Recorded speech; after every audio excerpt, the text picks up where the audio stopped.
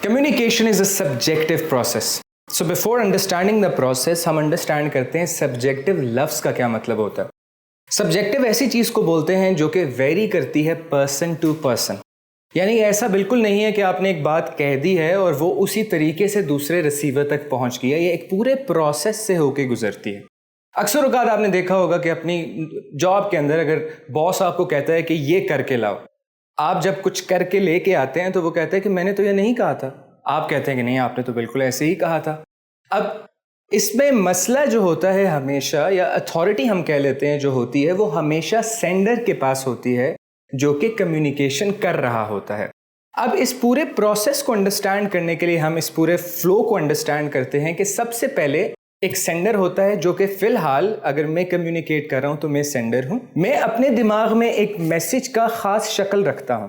हर communication से पहले, हर interaction से पहले हम दिमाग के अंदर उसका एक कोई ना कोई शक्ल बनाते हैं उस आइडिया की. फिर उस आइडिया को हम ट्रांसपोर्ट करते हैं अगले बंदे के दिमाग के अंदर. अब पहले सेंडर के दिमाग में एक आइडिया होगा, वो उस आइडिया को एनकोड करेगा. एनकोडिंग के लिए जो टूल इस्तेमाल होता है, पहले तो अल्फाज जो आप इस्तेमाल करते हैं, दूसरी आपकी पूरी body language. Body language, tone of voice और अल्फाजों के ज़रिए इस पूरी एनकोडिंग से एक आप मैसेज क्रिएट करते हैं. वो मैसेज फिर आपकी ख्याल की दुनिया से निकल कर हकीकत की दुनिया में आ जाता है. लेकिन अब यहाँ पे एक इंटरेस्टिंग चीज़ है.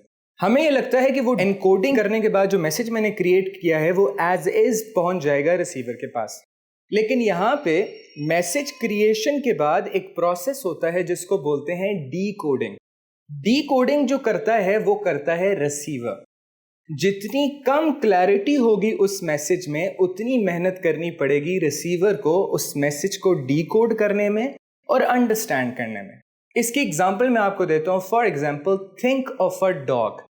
किसी भी डॉग के बारे में, कोई भी ब्रीड या कुछ भी, एक पिक्चर दिमाग में लेके आए.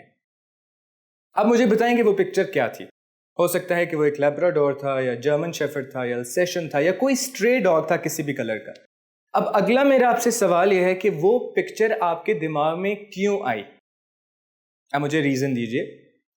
मैं यकीनन बता सकता हूं कि उसकी रीज़न कोई ना कोई आपकी पर्सनल ज़िंदगी से रिलेटेड होगी. या तो आपको वो ब्रीड पसंद है, या तो आपको कुत्ते बिल्कुल पसंद नहीं है, आपके दिमाग में कोई स्ट्रे डॉग की पिक्चर आई है, या आपके किसी दोस्त ने एक जर्मन शेफर्ड रखा है इसलिए आपके दिमाग में आई है. कोई ना कोई पर्सनल एक्सपीरियंस आपका इन्वॉल्व होता है उस डीकोडिंग में जो आप करके इंफॉर्मेशन को दिमाग में पिक्चराइज करते हैं. एक कम्युनिकेटर जो होता है वो पेंटर की तरह होता है. इसकी हम एनालॉजी लेते हैं पेंटर की. पेंटर क्या करता है, वो तन्हाई में बैठता है आइसोलेशन के अंदर. वो एक ख्याल को तसव्वुर की दुनिया में पहले क्रिएट करता है. कोई भी चीज़ दुनिया में क्रिएशन कुछ भी हुई है वो पहले तसव्वुर में क्रिएट हुई है. ये जो आपके पास लैपटॉप है या फ़ोन है जिससे आप ये वीडियो देख रहे हैं, ये पहले किसी के दिमाग में था, उसके बाद ये हकीकत दुनिया में आया. इसी तरह वो पेंटर ख्याल की दुनिया में एक तस्वीर को तसव्वुर करता है. उसके बाद उसके पास 3 टूल्स होते हैं जिनकी मदद से वो ख्याल की दुनिया से ट्रांसपोर्ट करता है आइडिया हकीकत की दुनिया में. वो टूल्स कौन से होते हैं?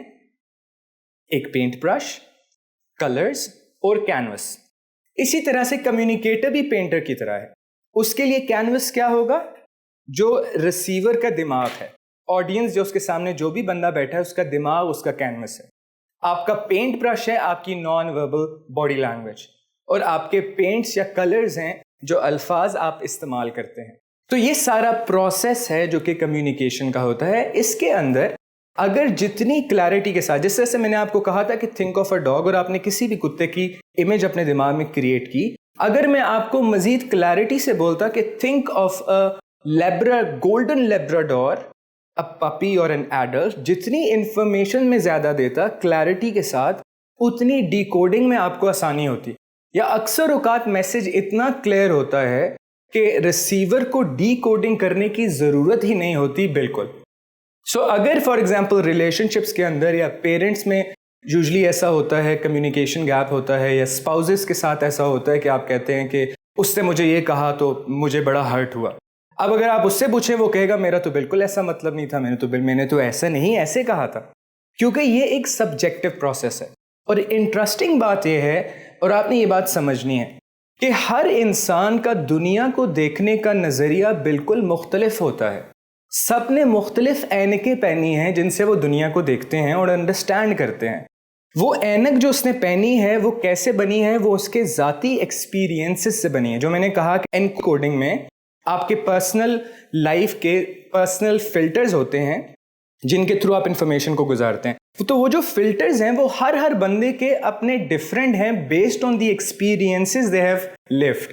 سو if you are a person of influence, آپ جب بھی لوگوں سے انٹریکٹ کریں تو make sure that you understand that everybody looks at things differently.